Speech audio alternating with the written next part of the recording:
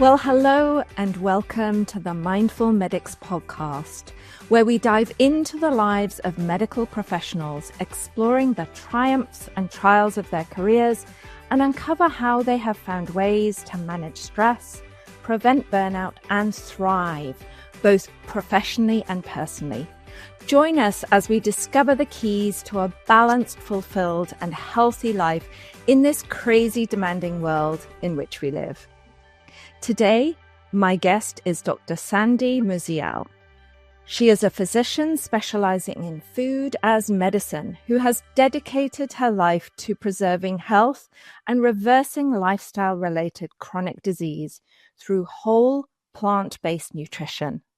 Sandy holds a Bachelor of Science in Nutritional Sciences from the University of New Hampshire and an MD degree from the University of Massachusetts Medical School.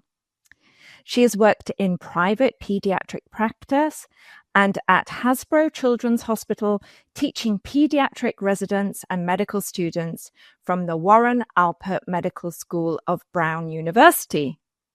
She is a culinary coach from Harvard's Chef Coaching Program and has a certificate in plant-based nutrition from Cornell and a health coaching certificate from the Institute of Integrative Nutrition. Dr. Sandy is triple board certified in lifestyle medicine, pediatrics, and obesity medicine, and started an obesity clinic and the first vegetable garden at Hasbro. Though she has witnessed the healing power of conventional medicine, she has also seen its limitations, especially with regard to disease prevention through healthy nutrition. Sandy started the non-profit Plant Docs as an avenue for people to learn about the transformative power of plant-based nutrition to improve health. So welcome to the show, Dr. Sandy Musial. Welcome. Thank you. Thanks for having me. Good to have you here. So please tell us a little bit about your early life and what inspired you to pursue a career in medicine. Well, early on, my uncle died when I was young, and it inspired my father to learn more about what leads to heart attacks and what might he do to prevent one. And his interest in preventative medicine and nutrition and having changes in the way we ate as a family had a profound influence on my interest in nutrition and my knowledge about how food can affect health. So we did things like we stopped eating red meat and we started buying low-fat milk instead of high-fat milk. And then we switched from butter to margarine. At the time, we thought that was healthier. But that's what inspired me to study nutrition in college. I love that. Wonderful. And what about entering into medicine after your nutrition undergraduate degree? I thought, like in the back of my mind, I might like to be a doctor or a nurse. I was raised in a very old-fashioned household where, girls became nurses and boys became doctors. So I had no role models of women, female physicians in my life. So it just didn't seem like that was a possible avenue. So for me, I was kind of thinking of being a nurse. And then I also wanted to have a family. And as I immersed myself in the whole nutrition world, I decided that I would just do that. So I went ahead and started looking for jobs in nutrition and realized this is not what I wanted to do. I looked at a weight loss clinic and a hospital, and I was like, no, I want to be the person ordering the kinds of meals that people are eating. I want to have more say over all this. And how do I get to do that? Oh, you have to be a doctor in order to do that. So that's what led me down that road. Yeah, you definitely have more influence as a doctor, don't you? From a kind of, inspiring people and informing them and educating them. You do have more kudos if you are a doctor. Yeah. So please share with us the timeline of your career. I know you are, you started off in pediatrics, and now you're in plant-based medicine. So please kind of share with us how that all transpired. Yeah, it's, a lot happening at once, but I started off in pediatrics because I fell in love with the pediatric population. I thought kids, were so fun. And even if something's got a little monotonous in the day-to-day, life of pediatrics, kids are so fun and surprising and they're so cute. And I was like, at least I know I've got that and it's a forever love, which is true. So I ended up in pediatrics and I focused on lactation. I became a certified lactation consultant because I really felt strongly about trying to encourage moms and support moms to breastfeed their babies. And along the time, I really focused a lot on nutrition and health when I was in primary care pediatrics, and I did that for 13 years. But during that time, I started reading about more current research on plant-based nutrition that was coming out, and I realized I didn't learn this in medical school. And, especially the one glaring thing for me was the dairy products. And I felt like I had just been taught to push milk. I felt like a milk pusher. And, Yeah. like you have to give your child milk or they'll have weak bones. And then the more current research that I was leading, contradicted that. And so then I was really struggling with that because I felt like I got the best education, yet it really wasn't staying up to date. So I started, branching out on my own, trying to learn because I didn't want to be giving bad advice. And so that was kind of paralleling my career. So at that time, I shifted from primary care pediatrics to Hasbro Children's Hospital, where I was teaching the residents and the medical students. And I thought I might have be able to get involved with some research and learn more about, what's most current. So that's why I made that switch.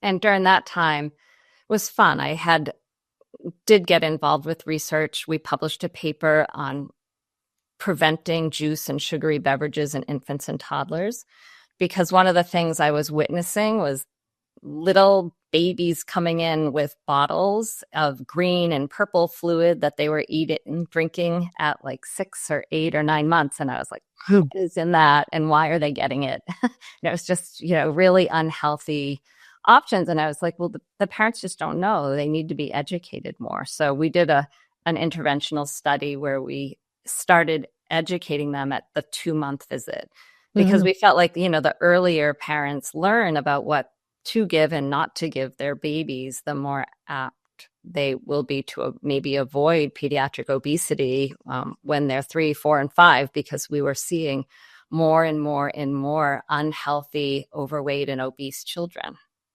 Yeah. So I really got interested in obesity medicine, and that's why I ended up doing the obesity medicine boards. And with another colleague, we opened an obesity medicine clinic at Hasbro, which was set up just for that clinic where I was working, to help the families make better nutrition choices.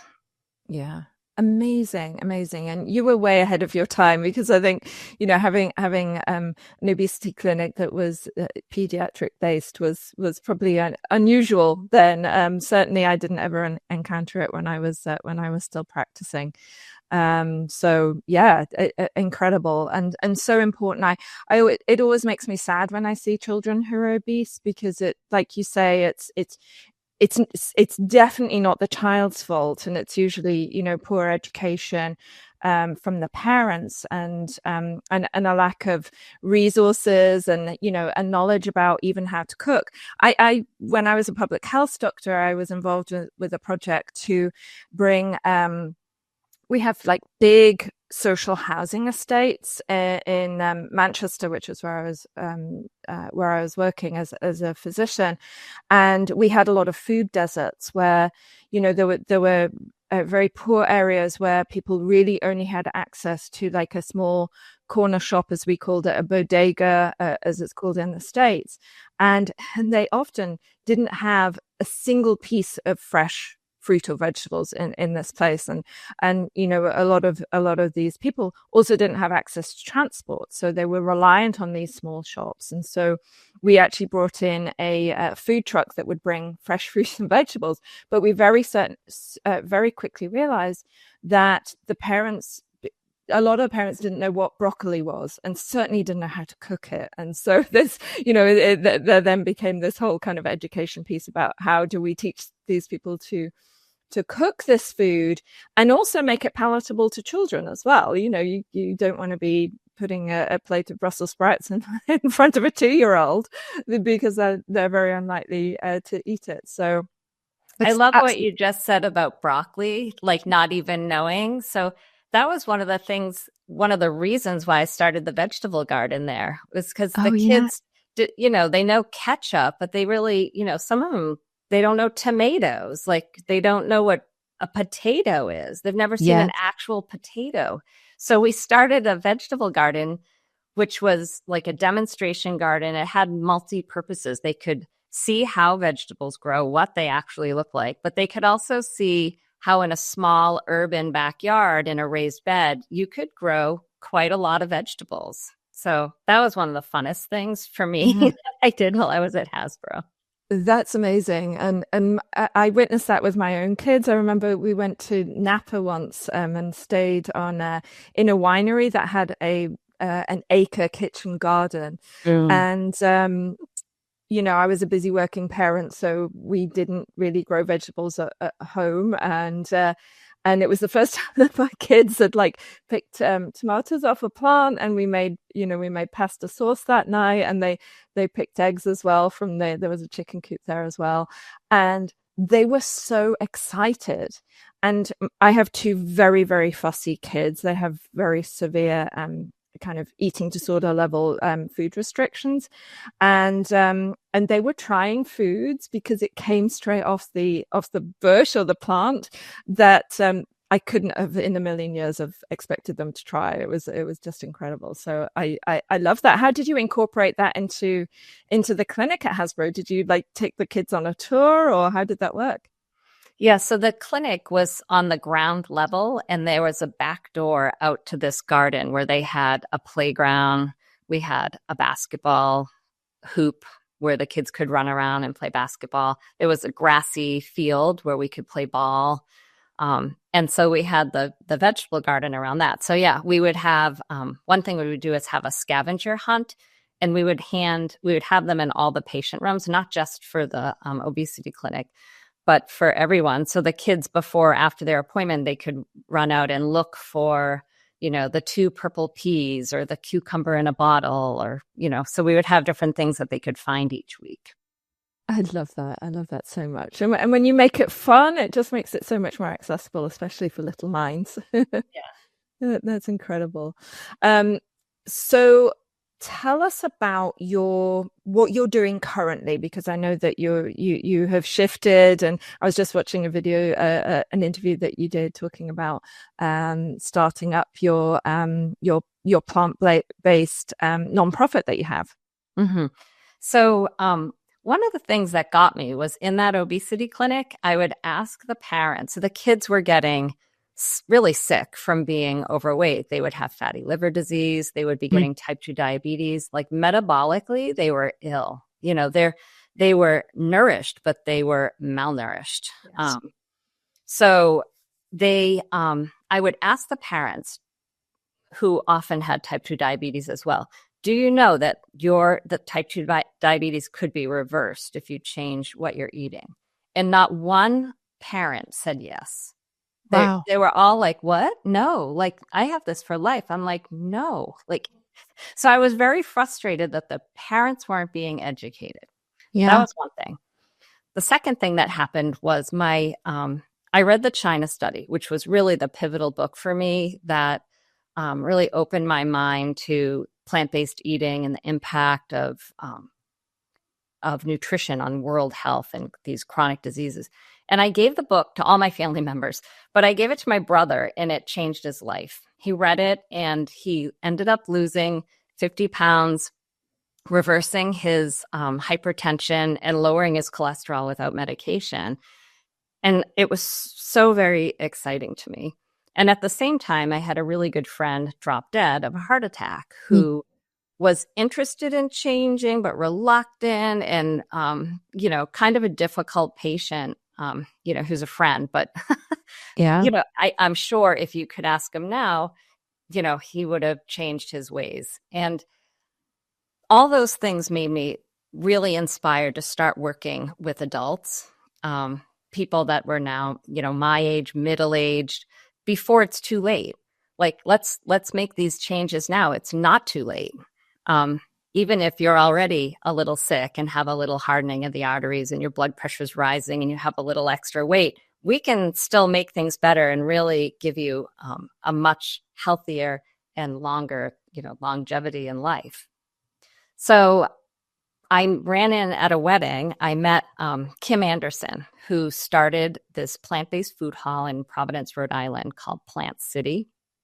And it's this amazing place with 4 restaurants, a marketplace, and a community space where we can do cooking classes, have community classes, educational programs, show movies. And together we came up with this idea to do this group program when Plant City opened. And she was like, if you do this, you can do it in the community space. So that's how Plant Docs was born. I was doing it on the side. I recruited 2 other family physicians. And we made this together with 2 Food for Life instructors through, I'm not sure if you're familiar with that, the Physicians Committee for Responsible Medicine. They're nutrition educators. So the 5 of us created this program that was a month long. We did the labs before and after. And then together we all did this education. And it's kind of, morphed over the years, but that's how it all got started. And after the first month, we saw such profound improvements in everyone's blood work, a little bit of weight loss, drop in blood pressure. The cholesterol really just plummeted, and the bad LDL cholesterol. A1Cs were improving. And then we started measuring this inflammatory marker in the 3rd month. And we were seeing that drop and, very profoundly. So it kind of inspired us to this is important work and no one else is doing it in this area. So we did it for, 6 months in a row, and then COVID started and we took a major break because part of the program is teaching people how to cook and shop, and we were all cooking and eating together, and we couldn't do that during COVID. So after COVID, we kind of restructured to make it, we didn't eat together. We started teaching cooking in your own kitchen, and we would cook together at the same time. And that was inspired from that chef culinary coaching program that I did. So I got the confidence to go ahead and I don't have to be a chef, but I can teach people how to cook again, because so many people don't know how to take a head of broccoli and chop it up and cook it, some really basic cooking skills.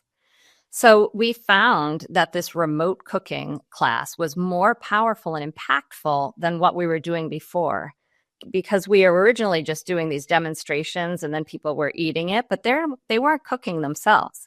So once they started taking that on themselves, they were more empowered to continue cooking and getting the confidence that they could cook.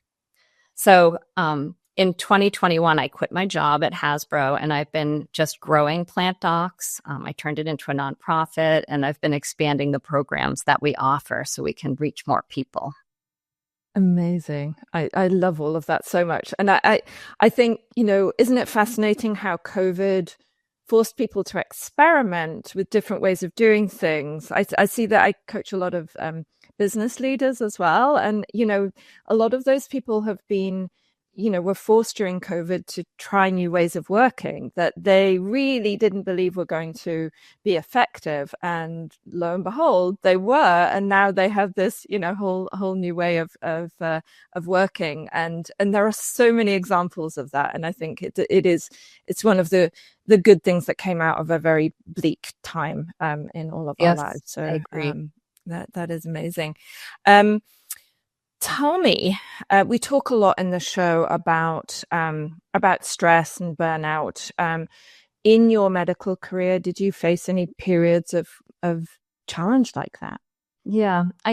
When I was in primary care pediatrics, it's pretty nonstop and demanding. The kids are Yeah. always sick. The mothers are always worried. It's a lot to take on, to feel that all as the physician. I also had this kind of fear of, is this all I'm doing in my life?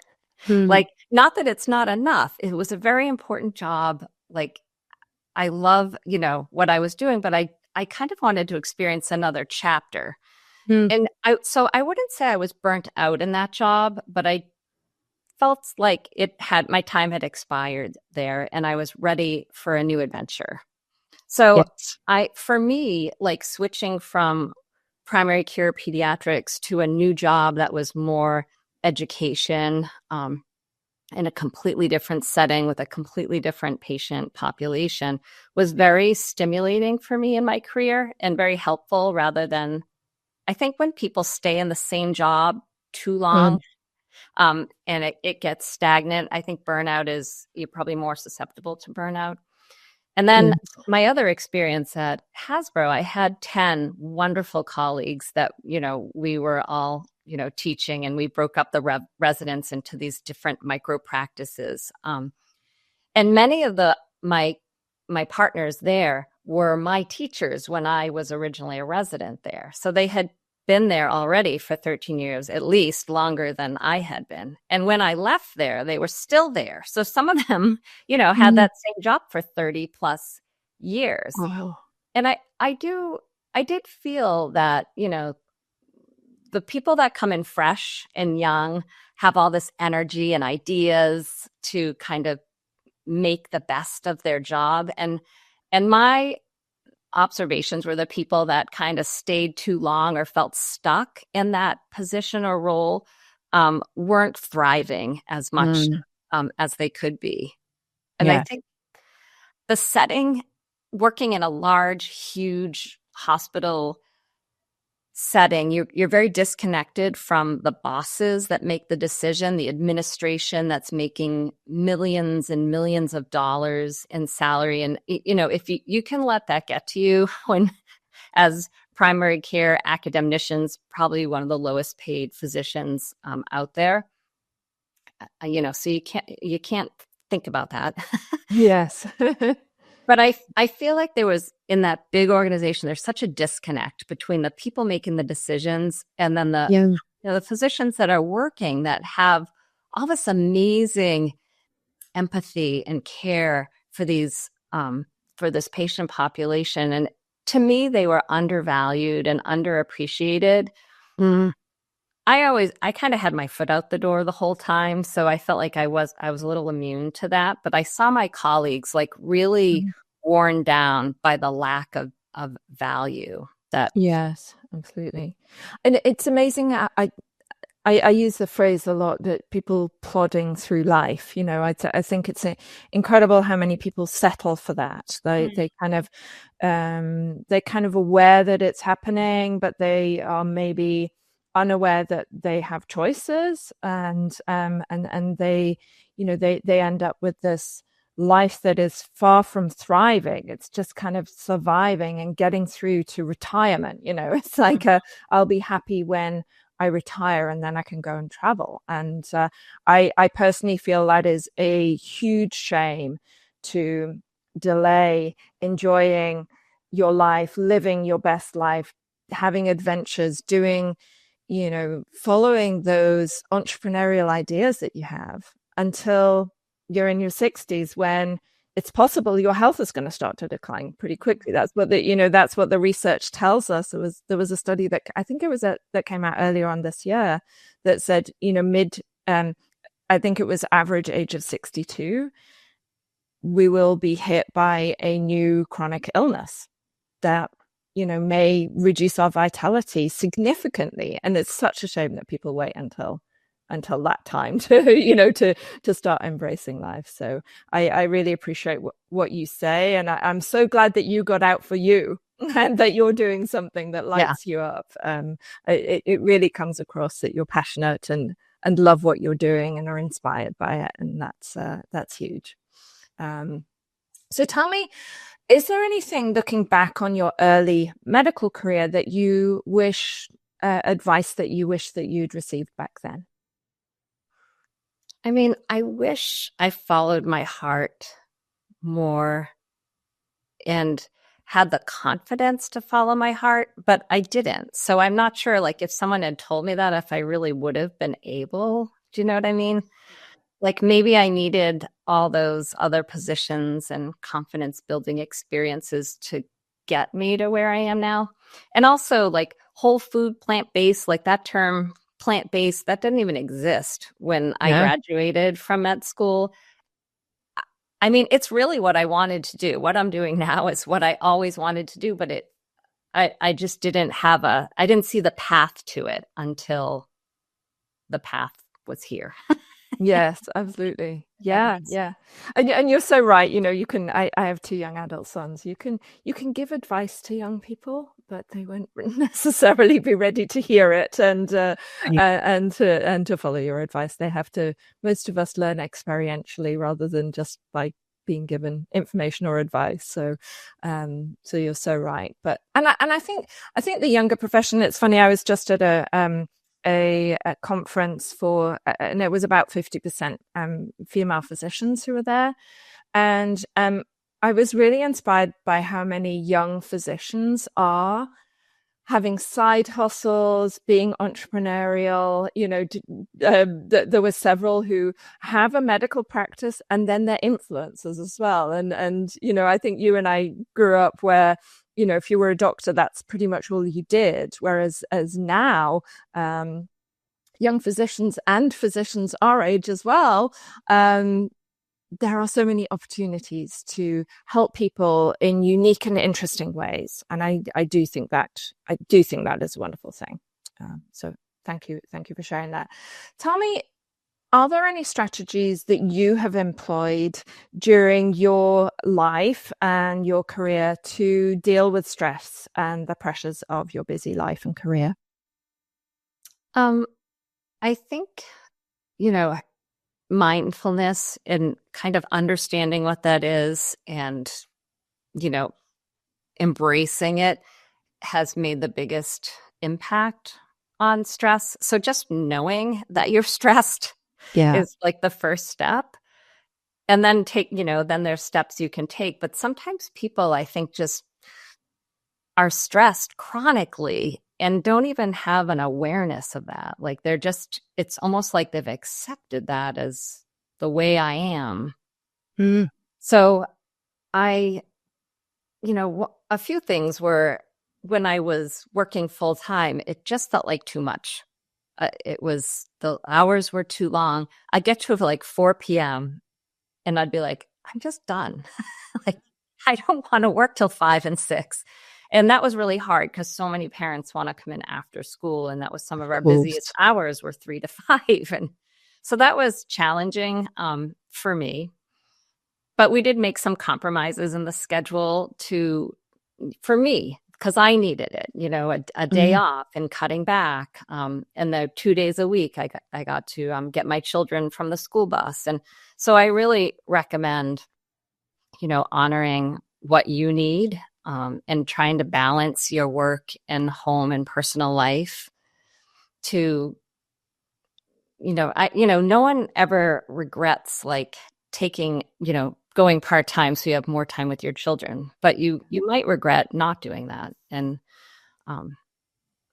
even like adjusting, what your expenses, like for me, like living in a smaller home and working part-time is better than having some big home, but I have to work full-time in order to pay all the bills, like that's stressful. Yeah. I also felt, for me, exercising is just a huge stress reliever. Getting out walking, even walking during lunch was I'm an outdoor person. I don't know why I chose an indoor job. Like, I think if I were to do it all over again, I might somehow be an outdoor worker. Like, I need the sunshine to hear the birds, to see the squirrels, like the leaves. I'm just a nature girl. So yeah. Getting out in nature is very relaxing for me. And then I discovered yoga. which has been a part of my life for 30 plus years, even in small little, 5-ounce bits and pieces to keep my body stretched and moving. And Yes. Something you said just really resonated with me. I think a lot of people are put off by some of these self-care things that we're talking about, mindfulness, exercise, by the commitment of it, that it seems like, and I always think it's a shame that yoga classes like at gyms and things are often 45 minutes to an hour long. For a lot of people, especially beginners, that's too much. That is, that's a huge chunk of time, especially if you don't know if you're going to like it, and and it might be hard as well. And what I've come to learn is that you can break it up. You can do, and I don't know if you've come across the book, oh gosh, Peak Mind, which is about mindfulness practices, about how mindfulness practice impacts attention. And she basically says her research has found that you need 12 minutes a day of mindfulness practice, but you can split it up. It could be like 5 minutes in the morning, 2 minutes in your lunch break, or, 2 minutes at 4 o'clock in the afternoon when you're starting to feel exhausted. And so it doesn't have to all be in one go. And in fact, maybe sometimes it's better. The research on exercise says it's actually better to break up the exercise into small pieces during the day than do 60 minutes of intense exercise and then sit on your butt for the rest of the day. That's actually, it's good. It's better than sitting on your butt all day long, but it is better to move regularly. Our bodies are designed to move regularly.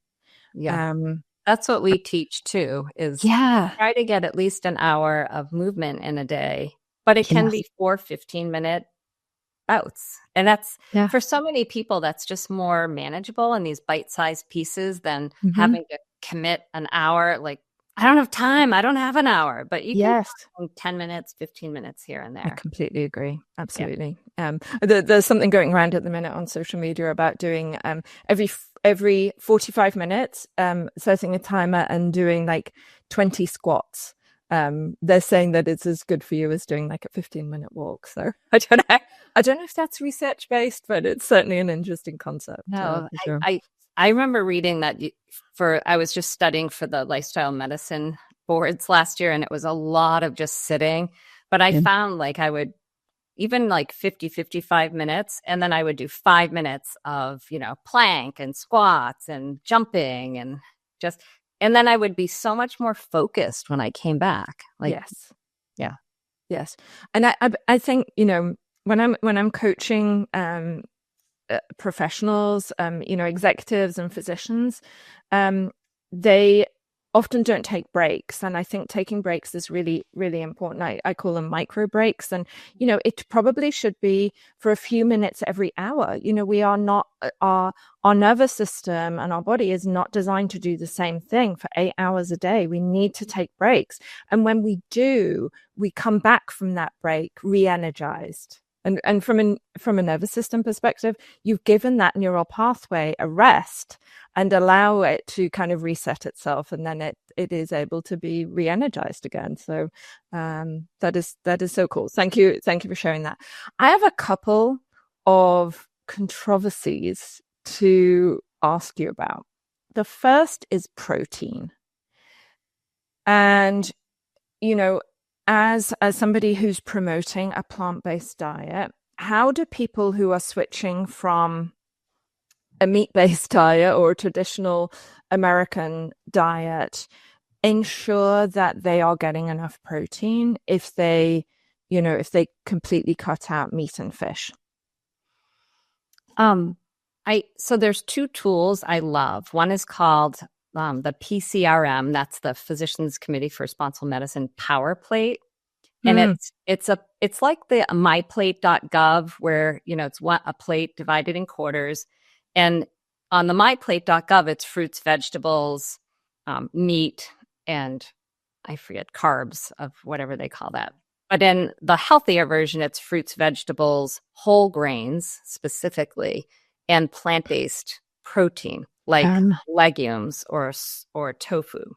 So if you're designing a plate or your meal or lunch, whatever, and you're keeping that in mind, so it's not just a salad, but like your salad would have a half a cup of chickpeas on it and a half a cup of farro tossed in with some blueberries and some walnuts and pumpkin seeds for healthy fats, then you're getting all the food groups and you don't have to worry about calcium, iron, protein, which are the three that people worry about. Yes. And the other point, I feel like our country is obsessed right now with the macronutrient protein. Everyone thinks getting protein is, so important, and carbs have been demonized because of sugar and refined flour and all the processed crap that's out there that is, disease causing. But whole grains like farro, buckwheat, quinoa, brown rice, these are healthy whole grains that have protein and lots of nutrition that's important for the body, lots of fiber. And most Americans aren't getting enough plant-based proteins like legumes and tofu because they're so rich in fiber and so nourishing. When you switch over, if you're getting that, you'll be getting plenty of protein. And Amazing. one point to just nail it home, in my entire career, I have never seen anyone with protein deficiency in the hospital. Oh, wow. Ever. But how many people in the hospital are there because of a micronutrient deficiency or fiber deficiency? And probably more than half the hospital, everyone with heart disease and type 2 diabetes and obesity. This is the bulk of what's affecting Americans right now. And this is caused by that deficiency, the standard American diet, which is just lacking in fiber and important nutrients. Wow. Incredible. Thank you. Thank you for sharing that. And if I might offer a quick personal anecdote, I lost a lot of weight. I lost 53 pounds on a plan called Bright Line Eating. And I'm kind of still working that plan now. And I was already well educated, but I was basically eating too much and not eating enough vegetables. And part of that plan is with lunch and dinner, weighing your food and making sure you get 10 ounces of vegetables or fruit with each meal. And once I started weighing it, I kind of realized that even though I was having fruits and vegetables, I wasn't having anywhere near enough. And it made a huge difference. And I often think, that one little change, I changed other things as well. I cut sugar and I cut flour. But that one little change of adding more vegetables, and I sometimes tell clients, like, start by adding 4 ounces of vegetables to lunch and dinner, and then if you can cope with that, then go up to 6 and then 8 and so on. And but you're right. I mean, you go out to eat with other people and you realize how little vegetables in particular people are eating, and it's just not enough for our bodies. So yeah, thank you for sharing that. My other controversy to ask you about is fat. Mm-hmm. What's your take on fat these days? What's the current research, and what is your favorite fat? Avocados. It's easy. Yeah, I probably have avocados every day. But fat, so there's 3 macronutrients: fat, protein, and carbs. And if you have food, think about the power plate with half your plate is fruits and vegetables, your whole grains and your legumes. You're getting a balanced amount of carbs, protein, and fat naturally without adding butter or oil, because every cell in every single plant has a cell wall made out of phospholipids. Like that's we learned in like biology in 6th grade or whatever. So even broccoli and like every single plant has some fat in it. So it's not like you have to have concentrated or refined fats in order to get fat that we need.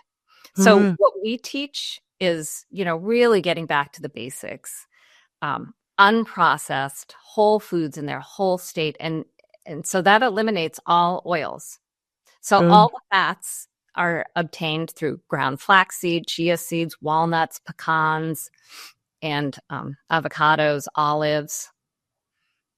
And so I feel like those healthy fats are essential and Mm, needed. They're full of fat soluble vitamins and omega-3 fatty acids. Those are nutrients we need, and I think they should be part of every meal. mm, But the oils, just like sugar and refined flour, it is out of control in this country. So when you walk down the supermarket aisles and you try to find a product without oil or refined flour or sugar, it's very hard. mm, It's and we've just come to accept that you buy marinara sauce, it all has oil. You buy hummus, it all yeah. has oil. Cereals, oil. Milk, oil. Plant-based milks have, if they're not like, if you don't read it carefully, they have oils added to them. All those creamers, those plant-based creamers are all oil. Yeah, yeah, absolutely. Thank you. Thank you for clearing that up. And it's, even for somebody like me who is, I have a medical degree, I have a master's in public health, and I'm really interested in, go out and learn a lot. It's still just really confusing. There's so much conflicting advice out there, and it can be really hard for people to kind of be able to be confident that they're doing the right thing with their health. And of course it's ever evolving as well, the research is ever evolving Yeah. as well, but I meet people every day who are just totally confused by all of this. So thank you for clarifying that. That's amazing and easy to follow advice as well. Yeah, I think unfortunately there is a lot of influence, heavy-handed influence, even from the government with Mm. lobbyists pushing the agendas. It's all Yeah. about money. Yes. And the whole supplement industry is another one that seems it's following in this pharmaceutical line where Yeah. they push things and you feel like you need them because they seem like they're healthy, but I think we need to be very careful about supplements. So many times we've proven that even as physicians, we think, oh, vitamin E seems to be good for your health because vitamin E is in a certain heart healthy food like nuts. So then they pull it out, they put it in a pill, and then they tell everyone to start taking vitamin E. And they discovered that these people were having more heart conditions when they were That's right. supplementing. Yeah. So Yeah. just because, when you take out the nutrient like vitamin C out of an orange, you just can't do it. You have to eat the orange. Yes. There's no shortcuts in life. Absolutely. I had an experience with overdosing actually on B6, which B6 is one of the interesting ones that has a narrow therapeutic range. If it's too low, you will end up with, and I had some peripheral neuropathy. One of the symptoms of low B6 is peripheral neuropathy, and one of the symptoms of too high B6 is peripheral neuropathy. And I was taking several different supplements, and I was taking 650% RDA. Wow. And I already have a healthy diet. And so my neurologist was like, whoa, you need to cut back on that. And one of the things it's a magnesium supplement. I'm like, why is there B6 in the magnesium supplement? That just seemed totally unnecessary. And I wasn't aware until I, had this blood test that revealed that. So I agree with you. I think people need to be really careful with supplements, and they're very unregulated in the States as well, which is another problem. Yes. So, thank you for bringing our awareness to that. So, second last question. Based off your medical career and life experience, what are your 3 top piece of advice that you wish everybody knew about how to be healthy and live their best life? That's a big question. It is. Most people cheat on this as well. So They often stack them, like they'll put 3 in 1. how to live your best life, and what was the other part of it? To be healthy. To be healthy. Yeah. I mean, I don't know if I'm biased or maybe I'm just educated. Let's just say that, right? I'm experienced and wise. All right, I'm going to go with that. I think healthy nutrition is the foundation of good health, of human health. Not just your body and being a healthy weight, but healthy cells, healthy metabolism and mitochondria, healthy biome. All of it is dependent on getting the fuel from whole plant-based foods. So I wish I knew that earlier and ate healthy from the time I was younger, because it makes for a vibrant, energetic, happy life. It even affects mental health. And the research on that is evolving and very Agreed. exciting, that for depression and even suicidal ideation, anxiety, Alzheimer's, cognitive impairment, diet, everything comes back to a healthy diet, unprocessed, whole plant foods. And then movement, I think, is so important throughout life to stay active, keep your body moving. If you don't use it, you lose it. It's very true. And I think the third thing, I just had,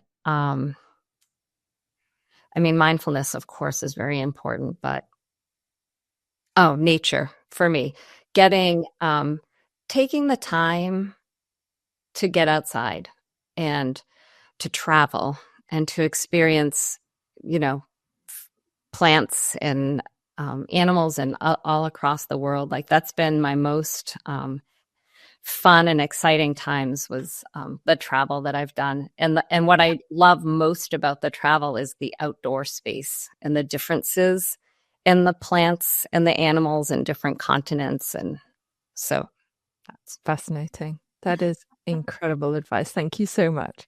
So, last question. Is there anything that you're working on right now that you would like our audience to know more about? Yes. I am really disappointed in our healthcare system in America. And I've been as a physician in the traditional healthcare model for 30 years in our little state of Rhode Island, which I love. But during those 30 years, I've only seen a worsening of all the chronic diseases: obesity, heart disease, diabetes. They're getting worse. Cancer. It's all getting, yes, some of them we're making headway and getting people to live longer, intervene to decrease mortality rates. But we're not decreasing the incidence of them. They're all on the rise, in part because of what we've talked about, the poor diet and all that. But as a physician who quit their job because I didn't feel like the way our healthcare system is valuing what's most important in my mind, which is nutrition, it's not set up. So one of the things that I'm working on is thinking out of the box and creating a wellness center of sorts that'll focus on lifestyle medicine, nutrition and exercise and mindfulness, the things that I feel like are being neglected in the traditional healthcare model. And I want to have it on a farm, on an organic farm, because this is where our food needs to come from. And we need to value our farmers and the earth and having healthy dirt and healthy vegetables come out of them that are nutrient dense. And that's we need that in order to eat.